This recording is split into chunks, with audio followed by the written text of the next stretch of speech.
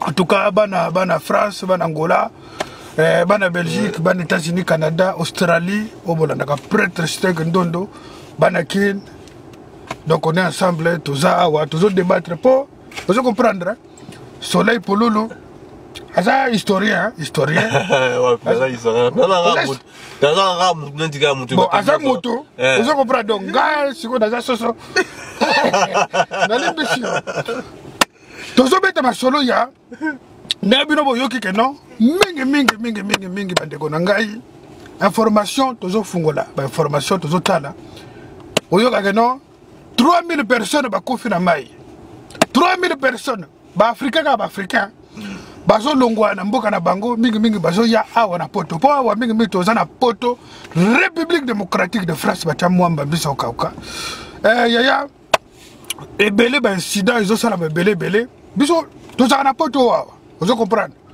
Na ba boulot na ba ngombo belé ba collègue na biso ya boulot ba massa na biso ba voisin na biso ba ndeko na biso ba finalement bazo ninga ba yeba finalement ezani yango ke non boki manini tozo zamba ezozika ndenge bakimaka donc tozo kima en désordre pro vous comprenez pour donc mutu ba ko expliquer bien que non o moni ndenge za boye nzela ozozwa eza très dangereux pour na kolongwa Maroc na boato pour wana ba embarcation na bazozwa en tout cas ça ba bateau et ça donc malgré bazotira bango soki ndenge nene mais ça c'est qui déjà était et ça loko moko zarango soki ndenge nene mutu ko préférer payer ça $10,000 ngana mona na zoka ba témoignage mama na mwana vous comprenez ma préférence embarcation wana et comme na katikati ya mai indeli bango vous comprenez indeli bango pour essayer de servir liwaye yo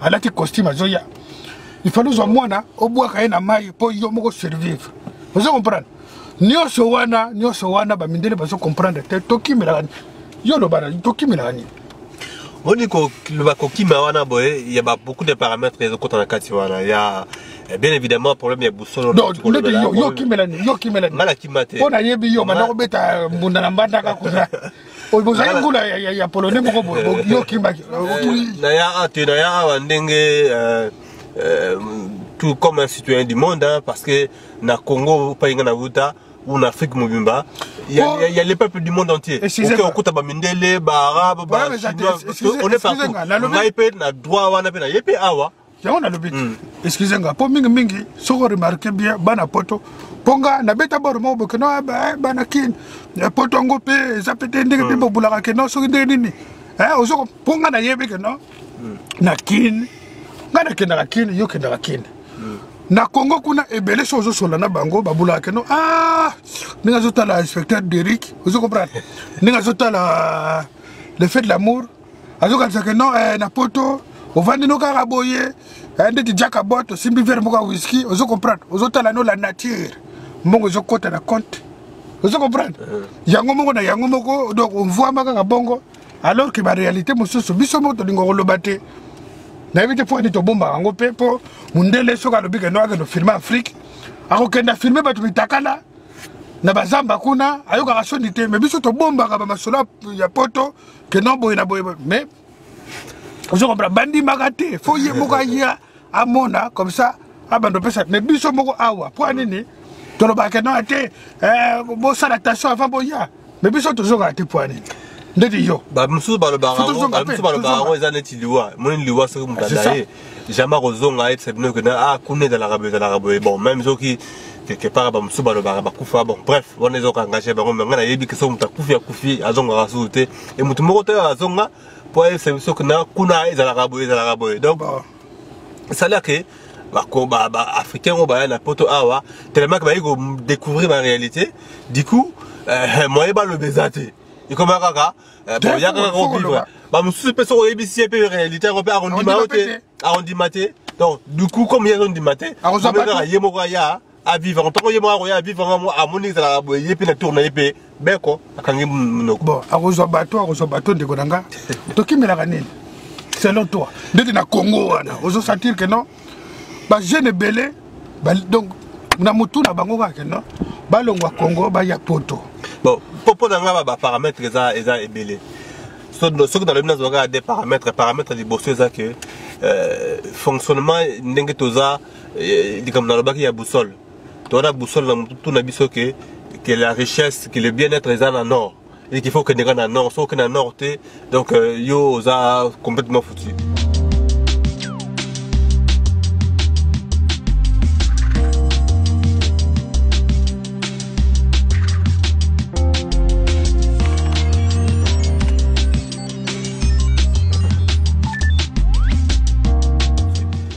C'est un peu ces mythes-là qu'on nous a vendus, comme que ah, paradis, ah, on est dans l'agneau, c'est pourtant, bon, ce que tu veux te parler en termes de paradis, ils ont un terme quoi, parce que l'espace Oyo, ma belle Oyo, et ça s'est pas interrompu quelque part, hein. Il y a un moment où ils ont partout. Mais peut-être, peut-être qu'on a préféré peut-être à galérer, na poto, mais à Zolia naïe, bah soin. Ma santé, peut-être par rapport à ça, bon, bah, réalité, c'est belé, peut-être qu'on va pas vraiment étaler là. Si on a continué, deuxième aspect, situation effectivement où ils ont catastrophique au peuple congolais ou peuple de l'Afrique va vivre. Ce qui fait que on nous calcule un peu par rapport à la richesse, il y a sol et sous-sol. Ce qui fait que il y a un groupe de personnes qui, entre guillemets, sont appelés élites ou les gens qui sont au pouvoir, bah, on est s'accaparer un peu toute la richesse majeure, il y a Bambok en Abisso, et la population, d'une manière générale, est laissée un peu à côté. Et ça, qui va souffrir, il y a juste tout seulement cette élite-là qui prospère. Et on a payé ça, que non, bon, là où ils peuvent trouver le bien-être. Mais le problème où les Africains, à mon avis, se trompent, c'est que les bien-être que nous banda, toi dans mon chez Bisso. Il suffit juste que tu bunda, tu revendiques bateau na Bisso par rapport à Mboka parce que bateau va diriger Bisso ba minoritaire. Le peuple africain basé est belé. Pourquoi le peuple, pour une fois, a se prononcé, a son destin en main, a tellement et a ça là, en sorte que sa situation puisse changer sur place. Il y a aussi ça. Deuxième aspect, voilà, mais il y en a aussi d'autres qu'on peut évoquer. Mais, il y a vraiment les éléments déclencheurs, il y a une situation où tout le monde a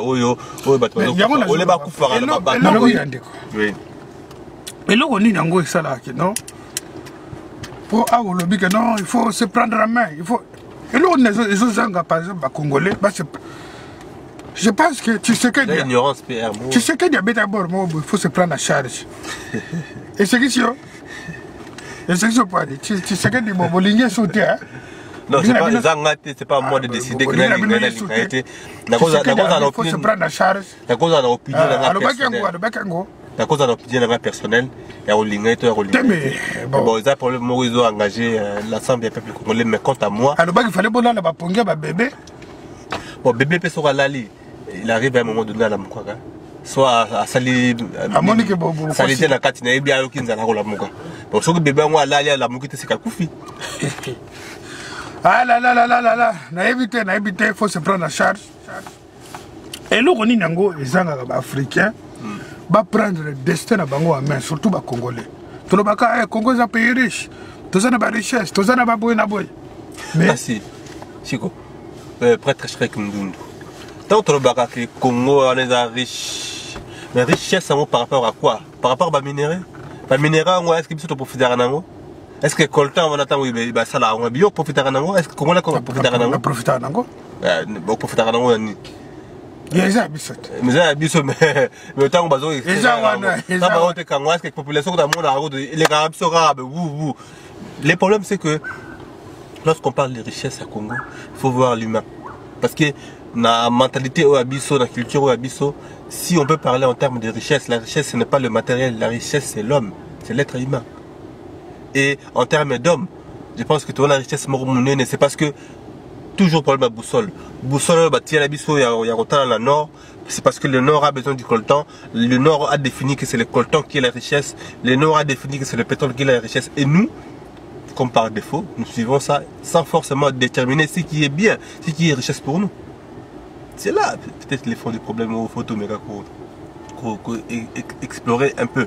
Et l'autre c'est parce que nous ignorons ce que nous sommes réellement. On nous a détourné un peu par rapport à nous-mêmes. si nous retournons vraiment à nous-mêmes, il faut changer. Moi, c'était les longs mots. Ce qu'on t'a bien africain, congolais, asa trop na ba plainte. Basala biso boye. Basala biso boye, kutu biso to vanda na biso. Basa to lingangi na biso te. Bango siko baza sala bango pour anini. Bango et le roni nango. Est-ce que c'est déjà obligé déjà ya ko accepter ya kondima? Babiloko bango bazo imposer biso wana. Hein? Bazo imposer biso ba président. Baroya batieli biso ote. La solana ba congolais. Bande ko na biso na kino oyo ka ote biso ba politique to kipa ngote. Mundela ponaka o ya ko pona yango biso to Hollande. Les abongo. Moi je pense ils ont plus côté il y a prise de conscience. Vous comprenez? Congolais faut avoir conscience ya ba makamususu. Et puis e ko bandaka na babiloko likolomba la moko te. Na babiloko ase. Avant beta eloko likolo faut bandana na se. Prise de conscience na babiloko moko boya mike mike. Nga comme les artistes na beta mingi masula culture. Culture na biso. Oh culture. Vous comprenez? Et c'est le culture. Et ça ni nango culture. Culture na biso. Po na 2012 ngana na kin. François Hollande a quitté na kin. Vous comprenez? A quitté na kin. Babineli bandombolo. Babineli babakamuna bango. Vous comprenez? Babdini. Ayaki na cadre francophonie. Vous comprenez? Ayaki imposé parce que langue française ça fait partie de la culture française. Vous comprenez? Ayaki imposé biloko na bango na Congo. Bon, biso sikoyo. Culture au biso de défendre les aranines juste. Culture. Côté wana pour être ngana koloba boya, ils a le moko la communauté na biso congolaise tout ça là souvent amalgame le cambo lorsqu'on parle de la culture. Et pour nous, la culture signifie la musique. À savoir que la musique c'est qu'un élément dans la culture. Culture égale Papa Wemba. Ah non, pas du tout. Pas du tout. La musique, dans la cadre, il y a culture, mais notre culture, c'est tout notre être, c'est tout notre il y a beaucoup de choses, peut-être, peut-être un jour, on a ma vidéo, on a ça, un peu en profondeur par rapport à ça. Mais une chose est sûre, c'est que la culture ne se limite pas que à la musique. La musique, ce n'est qu'un aspect, mais il y a mon qui appelle les sous-sous.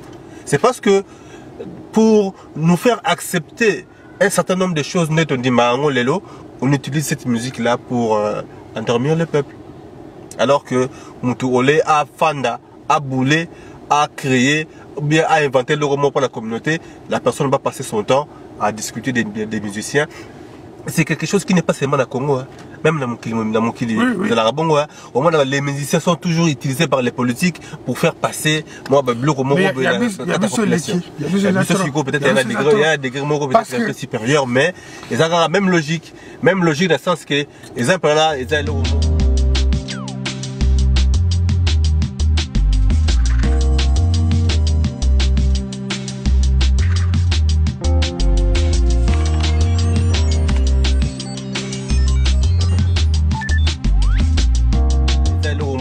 je m'inspire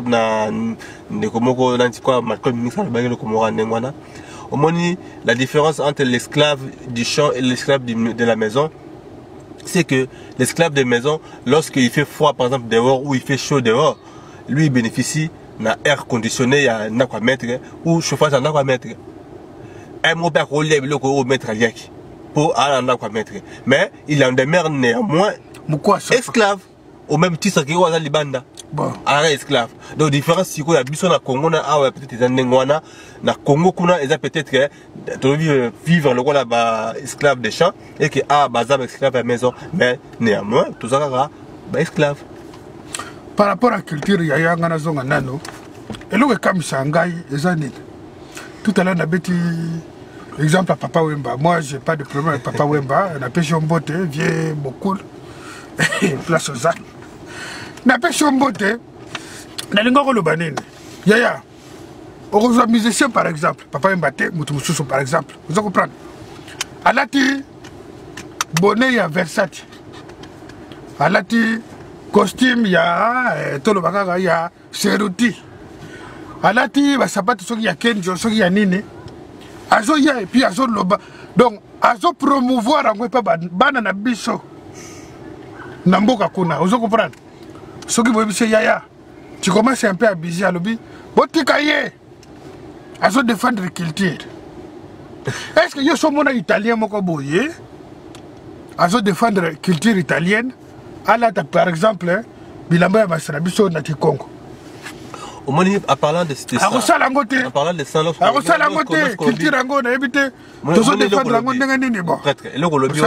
lorsque un Italien, par exemple, à l'ati lamba africain, le bango bien que à l'ati tenue africaine. Tout le monde va le dire, même Yémoa le Bakeno, à l'ati tenue africaine. Et puis, on a un cadre festival, voilà, déguisement Mokoboye, pour ça, le plaisir, mais jamais, et comme l'idéologie de Mokoboye, et comme il dit que non, Italien Mokoboye, il y a des défendre ma valeur, congolais, à la Tabilama, à la Tirafia, à la Timukadimoka Rafia, à Tambolango, Borobi, Yoso Sani habite culture italienne. La Libisibino, la Loma de Sirica, pour. Na éviter culture ngo bo mengo wapi biloko na biso to bana biloko ya mikemike potolobi mingi loko nini tozo kimaka mboka na biso poto yaka poto ozo comprendre oza no pe na kin mais na mutu na yo kima déjà oza na kate ya solo exemple poto si ça likambo ya nini ya bilamba et puis to kotani msindi kama bilamba neti ndeko na biso na Congo hérité trick place la biloko kitoko na Congo bacha mwamba ye karate me basé belé ba wasala msala kitoko ya kola kwa billet biso mais congolais j'ai évité ceux qui par complexe ou par eloko nini combien de culture c'est franchement soit eloko mo réseau tout les mettre dans moto quelle de sa culture ba congolais Versace non pas du tout ba site na bino ba site ba zéro o kende o mona pour intel lati soki ndenge nini intel lati soki ndenge nini intel no bilamba moko bibi mikolo yo